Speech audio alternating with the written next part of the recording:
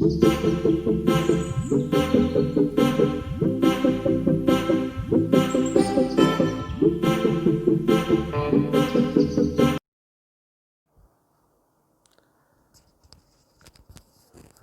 વિદ્યાર્થી મિત્રો, ધોરણ 10ની અંદર પાઠ આપણો 9મો છે.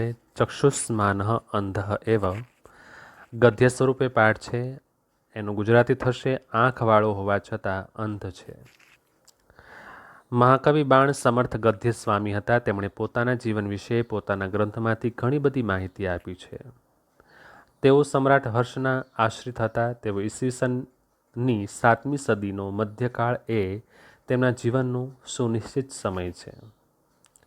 વત્સ ગોત્રમાં થઈ ગયેલા અર્થપતિ નામના વિદ્વાન બ્રાહ્મણના પુત્ર ચિત્રભાનુના તેઓ પુત્ર હતા. તેમની માતાનું નામ રાજદેવી હતું. નાનપણથી માતા પિતાની છત્રછાયા ગુમાવી હોવાથી તેઓ સ્વચ્છંદી સ્વભાવના બની ગયા. તેમણે અનેક મિત્રો બનાવ્યા. તેમણે ગૌરવશાળી સ્પષ્ટ વક્તવ્યને લીધે તેઓ સમ્રાટ હર્ષના પ્રીતિપાત્ર બન્યા અને બાણની 2 ગદ્યકૃતિ સુપ્રસિદ્ધ છે, હર્ષચરિતમ અને કાદંબરી. આ ઉપરાંત ચંડીક શતકમ અને પાર્વતી પરિણી નામના પુસ્તકોનું કર્તૃત્વ પણ કવિ બાણના નામે ચડાવવામાં આવ્યું છે. આપણે જે પદ્યની વાત કરવાના છીએ એ પદ્ય હર્ષચરિતમાંથી લેવામાં આવેલો છે. હર્ષચરિત એ કવિ બાણ ભટ્ટે લખેલું સમ્રાટ હર્ષના જીવનનું ચરિત્ર છે. એ આખ્યાયિકા પ્રકારનું ગદ્યકાવ્ય છે. તેમાં કુલ 8 ઉચ્છ્વાસ છે. પ્રસ્તુત પાઠ હર્ષચરિતના પ્રથમ ઉચ્છ્વાસમાંથી સંપાદિત કરીને લેવામાં આવ્યો છે.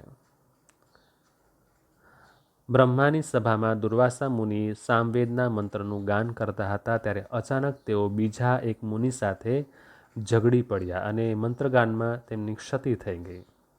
આથી દેવી સરસ્વતીને હસવું આવ્યું. દુર્વાસા આ જોઈ ક્રોધિત થયા અને ભાન ભૂલેલા દુર્વાસાએ સરસ્વતીને મૃત્યુલોકના અવતારવાનો શાપ આપી દીધો. દુર્વાસાના ક્રોધી સ્વભાવથી ભય પામીને અને ઋષિમુનિઓ તો શાંત રહ્યા, પણ બ્રહ્માજીએ દુર્વાસાને કઠોર શબ્દમાં ઠપકો આપતા કહ્યું. તે ઠપકો આ પાઠમાં રજૂ કરવામાં આવ્યો છે. પાઠનો સાર એટલો છે કે ક્રોધના કારણે માણસની મતિ સારામાં સારા વિવેક ખોઈ બેસે છે, એટલે કે આંખવાળો હોવા છતાં અંધ બની જાય છે, જે આ પાઠનો સાર છે. આવો સમજવાનો પ્રયત્ન કરીએ. પરંતુ આ પાઠના જે શબ્દ છે બહુ જ મહત્ત્વના શબ્દ છે. બરાબર ધ્યાનથી આપણે જોઈશું અને સમજવાનો પ્રયત્ન કરીશું. અથઃ તામ, અહીંયાથી હું શરૂઆત કરું છું. હવે તે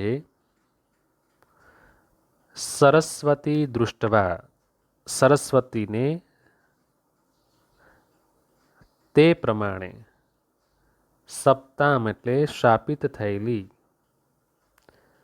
જોઈને, અથઃ તામ તથામ સપ્તામ સરસ્વતી દૃષ્ટવામ. હવે તે સરસ્વતીને તે પ્રમાણે શાપિત થયેલી જોઈને પિતામહો, પિતામહ બ્રહ્માજીએ મંગલપટન હેવેનેવ, મંગળકારી નગારા જેવા, સ્વરેણ સ્વર વડે, આશાપૂર્યન દિશાઓને ભરી દેતા, સુધીરમ ગંભીરતાપૂર્વક, દુર્વાસાસમ ઉવાચ, દુર્વાસાને કહ્યું. અહીંયા સરસ્વતીને શાપિત થયેલા જોઈને બ્રહ્માજી મોટા નગારા જેવા અવાજ સાથે, ભયંકર અવાજ સાથે, સ્વર વડે, પૂરી દિશાઓને ભરી દેતા સ્વર વડે અહીંયા દુર્વાસાને ઠપકો આપતા કહે છે. એ હવે જોઈશું.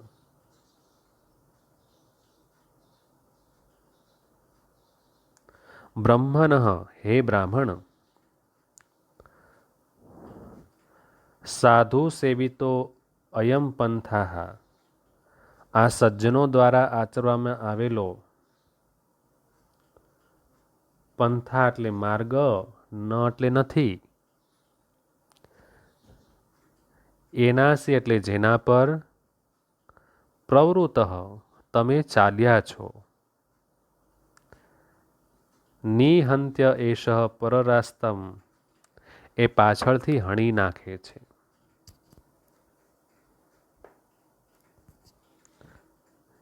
ઇન્દ્રિય અસ્વમ ઉત્થાપિતમ ઇન્દ્રિયો રૂપી ઘોડાઓ દ્વારા ઉડાડવામાં આવેલી રજહ એટલે કે રજ કલુષયતી દૃષ્ટિમ ચંચળ આંખવાળાઓની દ્રષ્ટિને અનક્ષિજિતામ મલિન કરી નાખે છે. અહીંયા આપણે થોડા વાક્યને સમજતા જઈશું, પાઠ તો જ ખ્યાલ આવશે. હવે બ્રહ્માજી ઠપકો આપતા એવું કહે છે કે આ તમે જે સજ્જન છો અને તમે જે માર્ગ આચરો છે એ યોગ્ય નથી. બીજું એવું કહે છે કે તમે જે માર્ગ પર અત્યારે ચાલ્યા જાઓ છો, ક્રોધ તમારા અંદર છે અને ક્રોધના કારણે તમે શ્રાપ આપેલો છે, જે માર્ગ પાછળથી શું કરશે, તમને હણી નાખશે. અને જેમ સજ્જનોની આંખમાં જે રજ પડે અને જેનાથી દ્રષ્ટિ મલિન થઈ જાય, એવી દ્રષ્ટિ અત્યારે તમારી મલિન થઈ ગઈ છે. તમને કશું દેખાતું નથી, માત્ર ક્રોધ દેખાણો, અને ક્રોધના કારણે તમે માતા સરસ્વતીને શ્રાપ આપ્યો.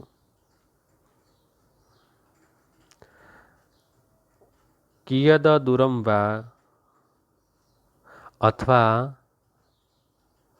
કેટલું દૂર જુએ છે, પણ કોણ? ચક્ષુરીક્ષતે આંખ, અથવા આંખ કેટલું દૂર જુએ છે. વિશુદ્ધયા હિ ધિયા પશ્યંતી, શુદ્ધ બુદ્ધિ વડે જ શુદ્ધ બુદ્ધિવાળાઓ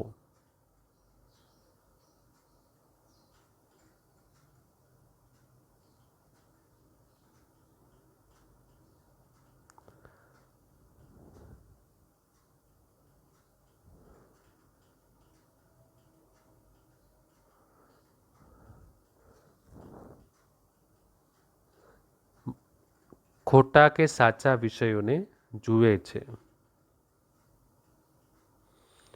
વિશુદ્ધયા હિ ધિયા પશ્યંતી કૃત બુદ્ધયઃ, એટલે કે શુદ્ધ બુદ્ધિ વડે જ શુદ્ધ બુદ્ધિવાળાઓ બધા ખોટા કે સાચા વિષયોને જુએ છે.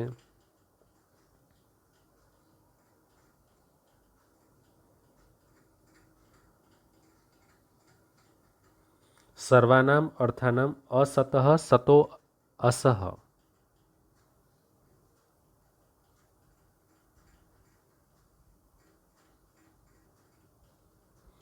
અહીંયા જે આપણે અર્થ લીધો છે સતો અસતઃ, સાચા કે ખોટા વિષયને જુએ છે. વિશુદ્ધયા હિ ધિયા પશ્યંતી કૃતબુદ્ધય સર્વાન અર્થાન અસતઃ સતો વા, એટલે કે શુદ્ધ બુદ્ધિ વડે જ શુદ્ધ બુદ્ધિવાળાઓ બધા ખોટા કે સાચા વિષયોને જુએ છે. નિસર્ગ વિરુદ્ધિની ચ એયમ, અને આ પ્રકૃતિનો વિરોધ કરનારી વૃત્તિ જેવી હોય છે,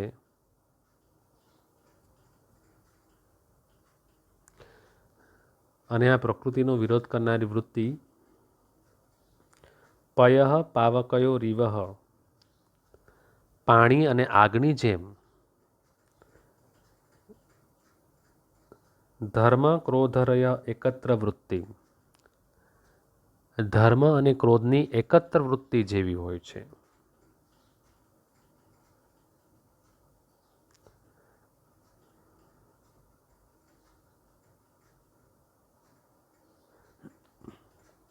એટલે કે પ્રકૃતિનો વિરોધ કરનારી વૃત્તિ પયઃ પાવકયોરીવઃ, પાણી અને આગની જેમ ધર્મ ક્રોધર એકત્ર વૃત્તિ, ધર્મ અને ક્રોધની એકત્ર વૃત્તિ જેવી હોય છે.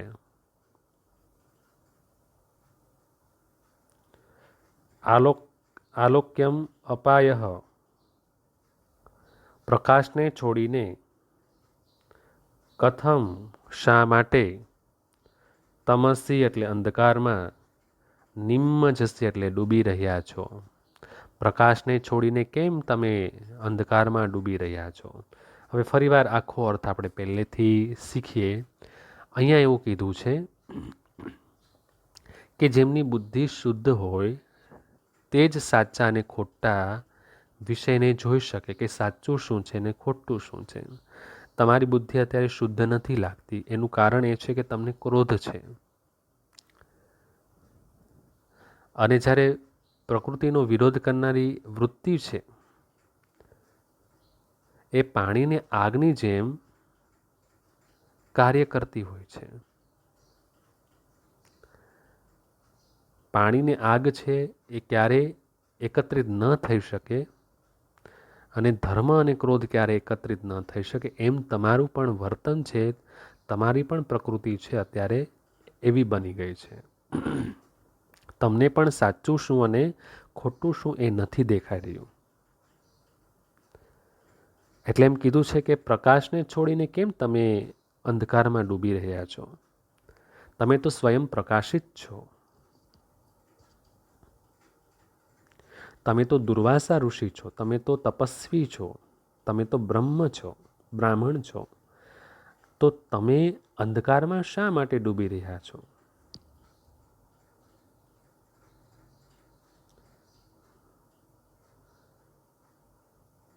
ક્ષમાહિ મૂલમ સર્વ તપસામ. ખરેખર ક્ષમા સર્વ પ્રકારની તપસ્યાનું મૂળ છે. પરદોષ દર્શનમ દક્ષા. બીજાના દોષ જોવામાં નિપુણ દ્રષ્ટિની માફક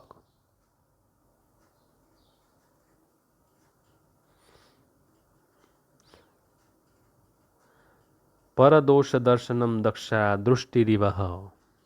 બીજાના દોષ જોવામાં નિપુણ દ્રષ્ટિની માફક કુપિતા બુદ્ધિ, ક્રોધી બુદ્ધિ ન તે આત્મદોષમ પશ્યતી. તમારા પોતાના દોષને જોતી નથી. ક્વ મહાતપો ભાર વિવિધકતા. ક્યાં મહાન તપના ભારને વહન કરવાની શક્તિ. ક્વ પુરોભાગિત્વમ. ક્યાં અન્યના દોષને જોવાની વૃત્તિ. અતિરોષણ, અતિરોષે ભરાયેલો માણસ, જન એટલે માણસ, ચક્ષુષ્માન અંધ એવ. આંખ હોવા છતાં અંધ છે.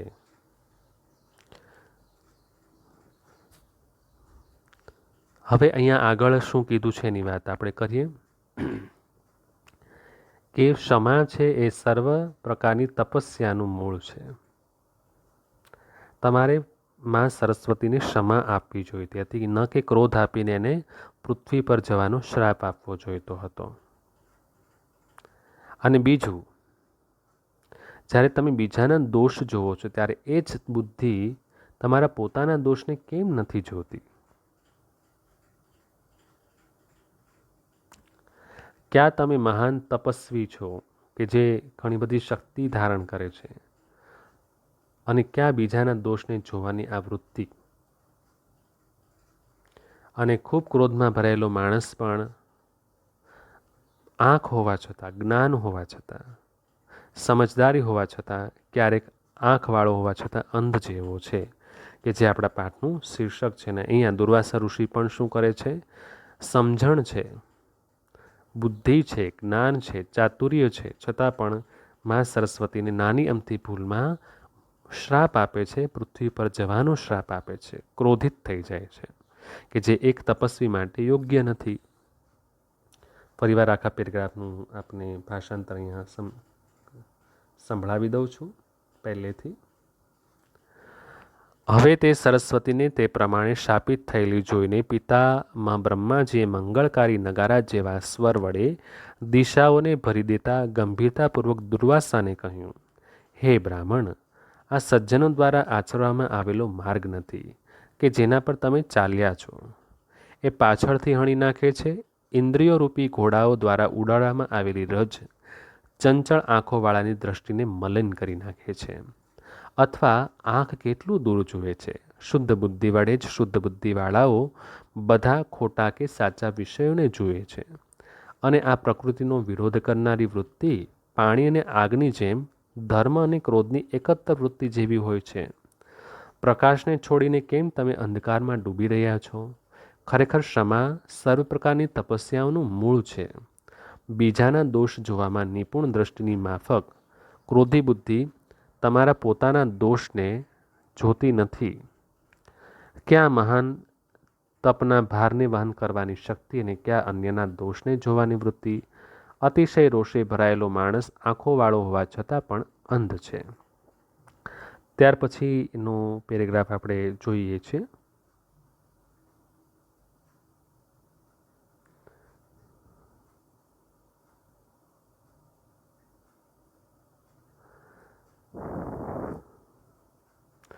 કોપઃ કલુષિતા, ક્રોધથી અથવા કોપથી મલિન થયેલી બુદ્ધિ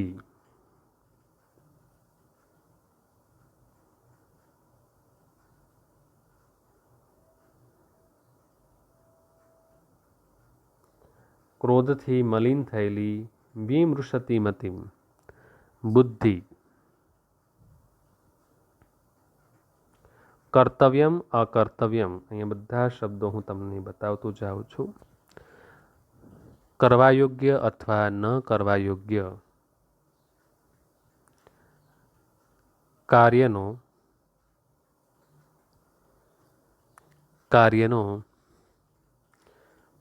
વિમૃશતિમતીન વિચાર કરતી નથી. કોપથી મલિન થયેલી બુદ્ધિ કરવા યોગ્ય અથવા ન કરવા યોગ્ય કાર્યનો વિરોધ કે વિચાર કરતી નથી.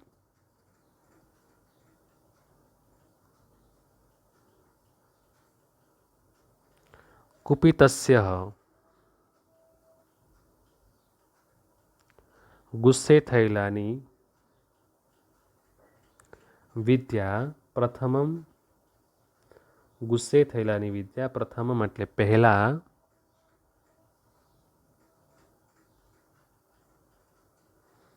અંધકારી ભવતી એટલે નાશ પામે છે.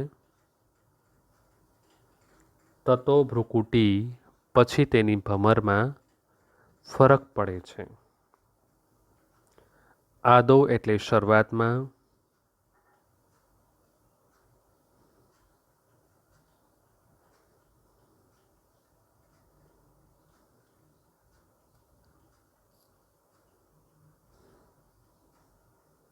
ઇન્દ્રિયાણી રાગ આસક્તિ ઇન્દ્રિયો પર,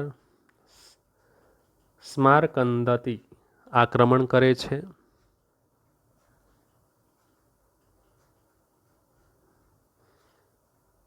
ચરમ ચક્ષુ ત્યાર પછી આંખને, આરંભો તપો ગલતી પહેલાં તપને ગળી જાય છે. પશ્ચાત અને પછી સ્વેદ સલિલમ એટલે પરસેવો વહે છે. પૂર્વમ અયશ પહેલાં અપયશ,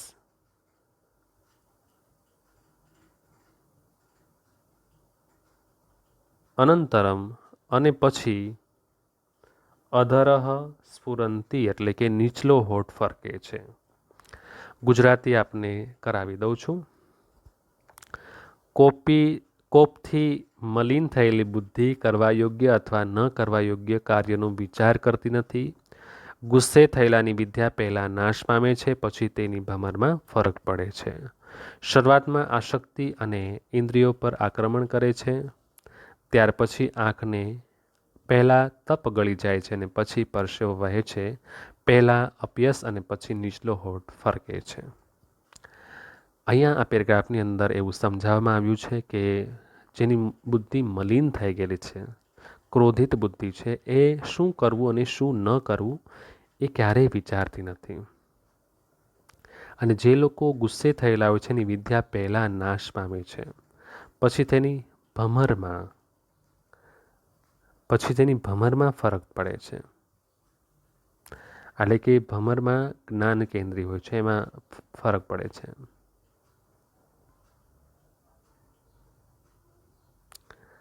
શરૂઆતમાં આસક્તિ, લાલસા ઇન્દ્રિયો પર આક્રમણ કરે છે. એટલે કે ઇન્દ્રિયોની જે આપણી 5 ઇન્દ્રિયો છે એ ઇન્દ્રિયોને કાબૂમાં કરે છે. લાલસા.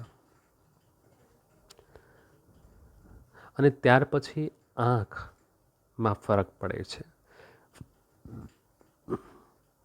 પહેલાં તપ ગળી જાય, એટલે કે તમે જે કાંઈ તપ કરેલું છે, તમે જે કાંઈ કમાયેલું છે, સિદ્ધિ મેળવી છે,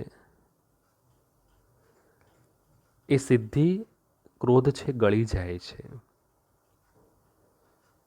તો અહીંયા આપણે એમની સમજ મેળવી. હવે છેલ્લો જે પેરેગ્રાફ છે એને સમજવાનો પ્રયત્ન કરીએ.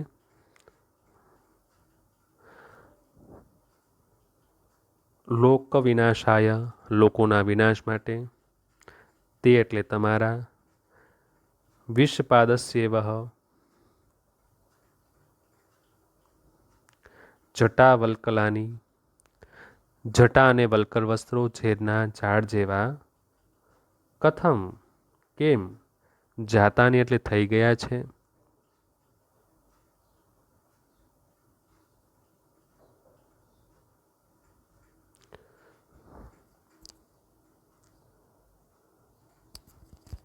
ખલો એટલે ખરેખર, અયઃ મુનિવેશસ્ય હારઈષ્ટરિવ, હારઈષ્ટિવ રિવ, આ મુનિવેશની હારમાળા જેવી વૃત્તમુક્તાચિત વૃત્તિ, સદાચાર રહિત મનોવૃત્તિ, અનુચિત થઈ ગઈ છે. શૈલુષ ઇવમ, નટની જેમ, વૃથા વહસી, તમે વ્યર્થ કૃત્રિમ, ઉપશમશૂન્યતઃ ચેતસા, શાંત વિહોણા મનથી, તાપસામ કલ્પમ, તપસ્વીના વેશને વાન કરો છો.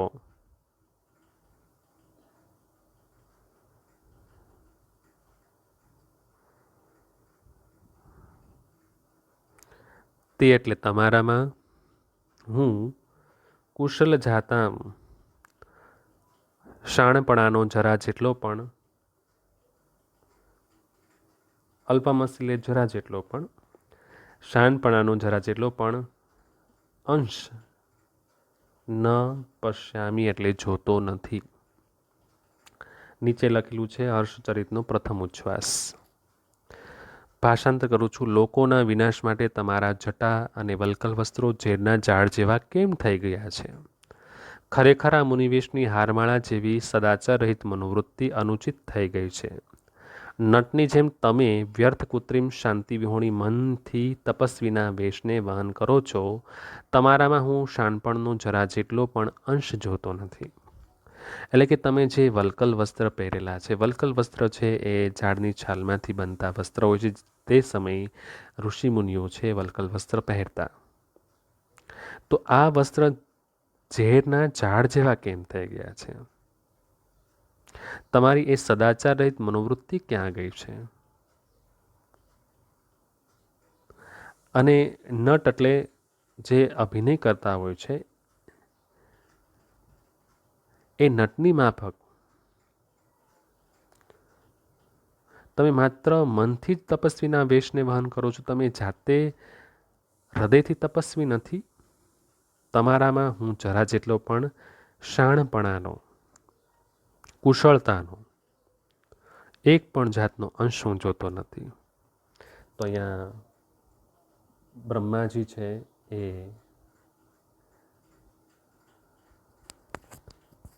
દુર્વાસાજીને ઠપકો આપે છે. અને તમે જોઈ શકો છો કે એમની ભાષા આ પાઠને સમજવો એટલો જ અઘરો છે. માટે પેરેગ્રાફ સહિત મેં વાત કરી છે કે શું કહેવા માગે છે. વધારે આપણે શબ્દાર્થ ઉપર વધારે ધ્યાન આપીશું, કારણ કે આ પાઠના શબ્દાર્થ બહુ જ મહત્ત્વના છે, અઘરા છે. અને વધારે ને વધારે રીડ કરીશું, વધારે ને વધારે આ પાઠને સમજવાનો પ્રયત્ન કરીશું. એટલે આપણે આ પાઠને અહીંયા પૂરો કરીએ છીએ.